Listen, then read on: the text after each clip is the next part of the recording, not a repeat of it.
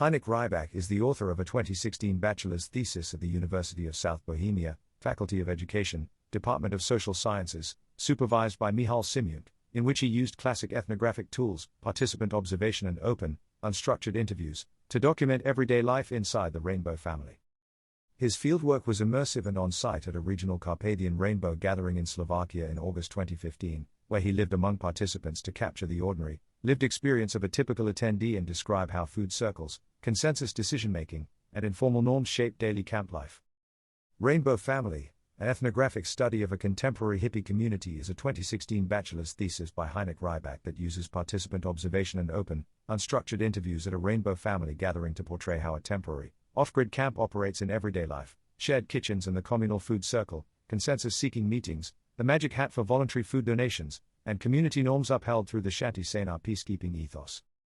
Rather than grand theory, it offers a grounded, inside view of roles, rituals, songs, hugs, workshops, and the creation of family feeling, while also noting practical tensions, messy consensus, vague responsibilities, and the gap between ideals and logistics, and closes with methodological and ethical reflections and modest claims limited to what the author directly witnessed. In the introduction, Heinrich Rybak explains how a 2015 Czech TV documentary by Jan Luttel about the rainbow family first drew him to the topic. Moved by its tone and by participants' voices, he decided he wanted to meet the group in person and attend a gathering himself, pursuing an authentic experience as his entry point into research. He sets expectations. Rather than retell hippie/rainbow history, he will briefly review prior studies and use them only to frame his own, narrower inquiry. He also flags a key limit right up front. The fieldwork was short, 10 days, plus 4 days at an earlier Czech meetup, so the thesis focuses on specific, well-documented slices of everyday life that his data can support, not sweeping generalizations about the whole movement. In background and context, the author says he won't retell the full history of hippies or rainbow family. Instead, he briefly reviews prior studies to frame his own, narrower inquiry. He summarizes Czech work by Markéta Koropeka on the rise and decline of the hippie movement and on rainbow as a youth alternative religiosity drawing on Eastern teachings and New Age values. He highlights Václav Pikel's detailed Czech study of rainbow spirituality, history, structure, and roles, noting that this thesis will only provide a simplified glossary of structure and will focus more on concrete, observed situations from the field. For international literature, he foregrounds Michael I. Niemann's work, including on the non-violent Shanti Sena peacekeeping ethos, and contrasts Niemann's U.S. focus with his own aim to show how European gatherings differ due to their smaller scale. The section positions the thesis within existing research while justifying its emphasis on lived practice at European gatherings rather than comprehensive history or theory.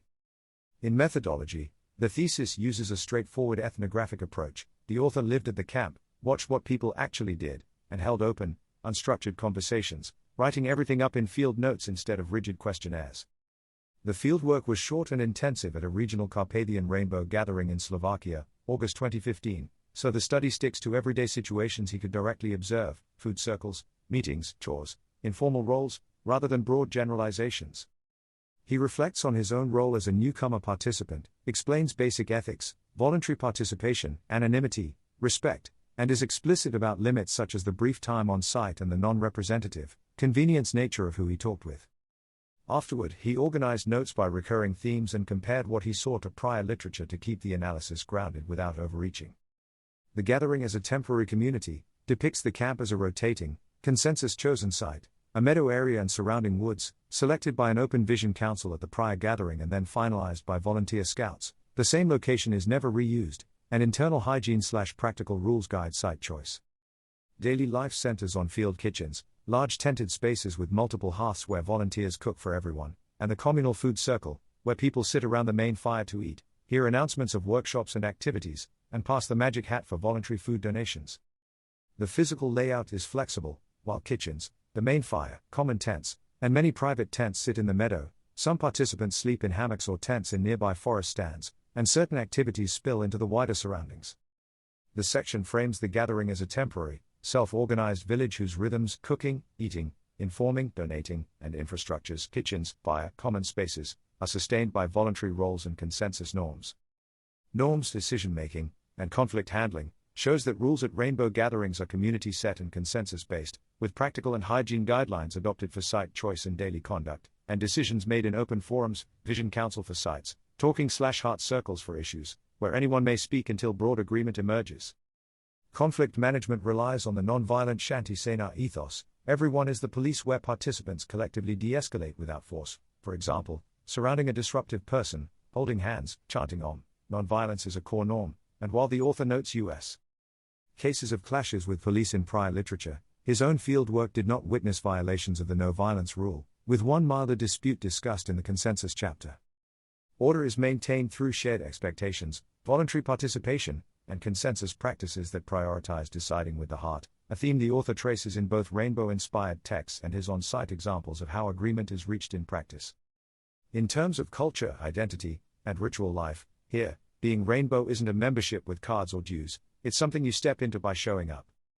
Belonging is created through shared moments. Strangers greet each other with welcome home, hug like old friends, and slide into a first name, heart on sleeve start of talking. People come from different scenes, festival kids, Freetno travelers, nature hermits, spiritual seekers, but the camp loosens those identities and invites a simple, temporary one, family. Daily culture is a string of small rituals that make that feeling real. Mornings and afternoons orbit the main fire and communal kitchens. At the food circle, everyone sits together on the ground, chants Om, eats the same meal, and hears the day's announcements. A hat goes around for voluntary donations to buy ingredients, no prices, no cash register, just trust. Between meals the camp blooms with workshops and micro-scenes, yoga under a tarp, someone teaching hand drumming, guided meditations, herbal teas brewing next to a pot washing line, kids weaving in and out while adults trade tips on water, hygiene, and camp chores. Evenings tilt toward the symbolic and emotional. Songs, often old folk standards or simple mantras, roll around the fire in many languages. Someone starts, others layer in harmonies or percussion. Heart circles invite people to speak freely, grief, joy, personal breakthroughs, while everyone listens without interrupting. Hugs are treated as a kind of handshake for the soul, quick, frequent, and offered without awkwardness. Underneath the warmth runs a shared ethos, gentle anti-consumerism. Babylon is what many call the outside grind, a do-no-harm spirituality that borrows freely from New Age and Eastern ideas, and an ecological streak visible in vegetarian/vegan meals and low-impact living. It's not utopia. Coordination can be messy, and ideals sometimes clash with logistics, but the rituals do the heavy lifting. By eating together, deciding together, singing together, and calming conflicts together, a loose crowd takes on the shape of a village and, for a little while, feels like home.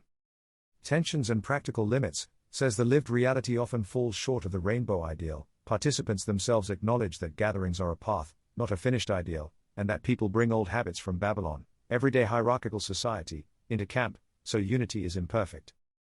Equality and total freedom can backfire, with no enforcement tools. Essential chores, like digging latrines or cooking, sometimes get neglected. Uneven judgment, language barriers, and curious locals can also disrupt the flow.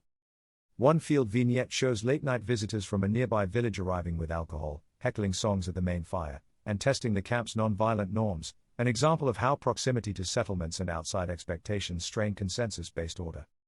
The section argues that Rainbow's heart-led consensus and voluntary ethos work only up to a point. Logistics, uneven participation, and contact with locals expose the community's weak spots and show where the structure hits its limits. In the discussion, the thesis ties the pieces together. Rainbow gatherings aim for an ideal, unity, love, respect, and personal/spiritual growth, but the on-the-ground reality only partly matches it. Participants themselves often frame the camp as a journey rather than a finished utopia, saying people bring old Babylon habits into the meadow and only begin to heal there. The consensus ethic promises voice for everyone, but it can drift into long, self-focused speaking and weak coordination, an optimistic ideal that works until logistics, chores, hygiene, language barriers bite. Culturally, Rainbow's New Age lean blends communal rhetoric with strong individual self-projects, so the community becomes a stage for personal expression as much as collective order. The author concludes that the gatherings function as a temporary village sustained by ritual and goodwill, but their very strengths, openness, non-violence, radical equality, also expose practical limits when ideals meet everyday realities. In the conclusion, Heinrich Rybak says his thesis set out to show what everyday life inside a rainbow family camp actually feels like, not to deliver sweeping theories about the whole movement. He argues that gatherings work as a temporary village held together by simple rituals, shared meals, circles, songs, and a non-violent, consensus ethos, which successfully builds a sense of family but also runs into practical snags, messy coordination, uneven participation, language barriers, and friction with the outside world. He stresses that the short, immersive fieldwork captured reliable, concrete scenes rather than a full picture, and he closes by suggesting longer and comparative studies, across countries, seasons, and types of gatherings, to test how far these patterns hold and how rainbow ideals translate into everyday practice beyond the meadow.